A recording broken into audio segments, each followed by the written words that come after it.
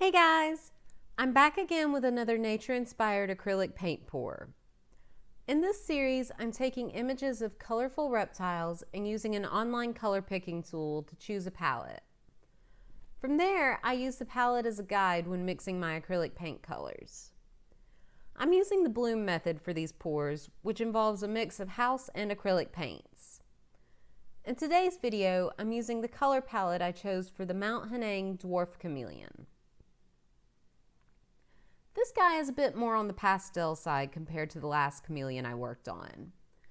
If you missed those videos, I'll leave a link to them in the description to check out. I started out with some of the color mistakes I had from the jeweled chameleon mixing session. These were colors that I didn't quite match up to the palette that I was going for at the time. When I sit to mix acrylics to match a color palette, I'm typically not going for perfect. I get as close as I can with my current abilities. Of course, my colors are much closer a match now than they were when I first started mixing custom acrylics.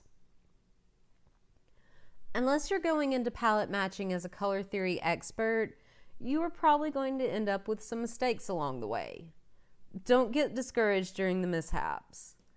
If a color isn't going the way you were imagining, set it to the side and come back to it later. Sometimes when I'm mixing other colors, I'll get that light bulb that helps me figure out what I was missing in the last one. Other times, I end up finding a way to incorporate the misfit color into another palette. Color palette matching can be a process. At times, you will nail a color on the first shot.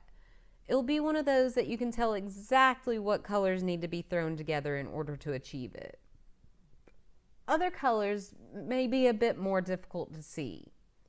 There are times that I sit and stare at a color for what seems like forever before I decide the best approach to take.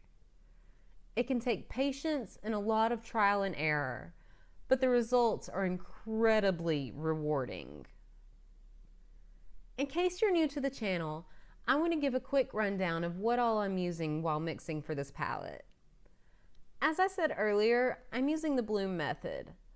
This type of pour involves using a mixture of house and acrylic paints. My pouring medium is a mixture of a 3:1 ratio Valspar Signature Semi-Gloss Base C and Minwax Gloss Polyacrylic. I went a bit more in depth in the first video for this series if you'd like a bit more information about this mix. On the table, I have my paints, pouring medium, extra polyacrylic, and clear gel medium. I use the extra poly to thin the paints and the gel medium to thicken things up when needed. I typically start out with a small amount of poly in my storage cup. In my opinion, it's easier to get the thicker tube paints mixed properly when they're thinned slightly. This is especially true when using heavy body acrylics. I got in this habit when I first started using mica powders in acrylic mixes. If you're using powdered pigments of any kind, I highly recommend not skipping this step. Mixing the powders into the poly will help keep them from flying everywhere and will help make sure it gets evenly mixed. While I'm not using mica in this series, I still find adding the poly to be extra helpful. I'm working with another 12x24 canvas today. Again, not huge, but it is slightly bigger than I typically work with. I'm using the Valspar 2000 in High Hide White for my base. Even though the base looks a bit wavy in the video, this is a thinned down version from the Jeweled Chameleon pour. It may look a bit wonky on the canvas, but it dried without cracking this time. So, yay! So I don't have a very specific way of putting the colors down on the canvas. While I mix, I start getting an idea of what colors should go next to each other, but beyond that, I just kind of throw them on there at random. Acrylic pouring can be a very chaotic art form. Even though I'll be doing several pours with the same colors throughout this series, no two will be exactly alike. If you're new to pouring, acrylic paints have different weights. The weight of the paint is the main factor of where it ends up in a pour. Paints that are lighter will naturally be pushed towards the top, and heavier paints will fall more towards the bottom. This can get extra tricky when it comes to mixing different acrylic colors. So instead of trying to be ultra specific about the science behind it, I just try to control the chaos a bit. If you're interested in knowing a bit more about specific gravity of paints, Golden has a page on their site that lists all their paint weights. If you want to take a more scientific approach to your pours, I would use that as a starting point. There's a pretty neat intersect in science and art. I think the two go hand in hand in a lot of aspects. I did touch a bit on color and light theory when it comes to acrylic paint during my mica and interference series, if you want more information to get going. I'll also leave a link to that in the description below. I went with a titanium white cell activator for this one. Once again, I'm using a 1:1:1 ratio of Floetrol, Amsterdam pouring medium, and Lucas Krill pouring medium.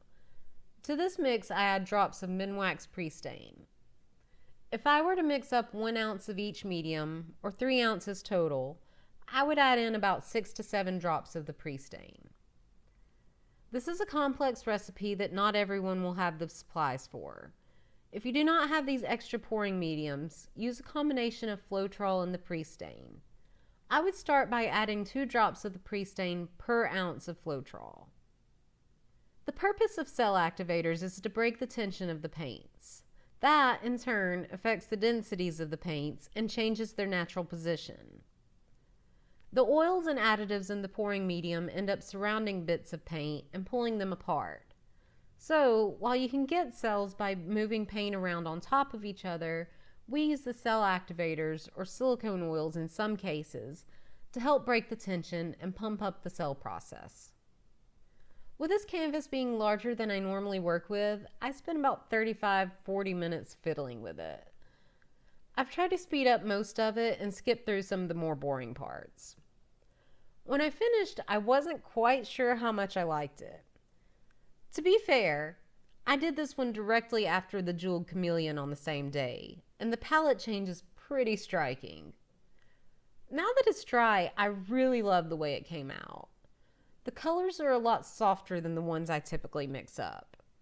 It has a very calming effect compared to my usual bright, in-your-face explosions of color. I think the combination of colors has a very natural feel to them.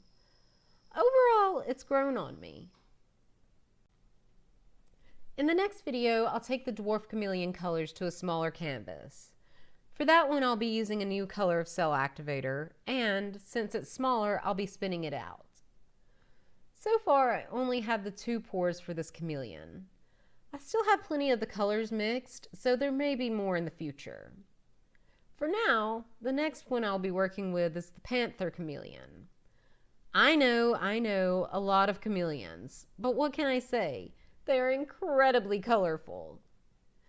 If any of you have any suggestions on other colorful reptiles that I should look into, let me know in the comments below. I have a few more on hand that aren't chameleons, but I'm always open to suggestions. That's going to be it from me today. I'll leave you guys to the rest of this pour. If you have any questions about anything, never hesitate to ask. I love hearing from you guys. If you haven't already, don't forget to subscribe. I haven't quite decided how long this series will be yet, so make sure you don't miss out. Hope you guys enjoy the rest of the video. Stick around to the end and check out the close-ups. I'll see you guys next time. Bye!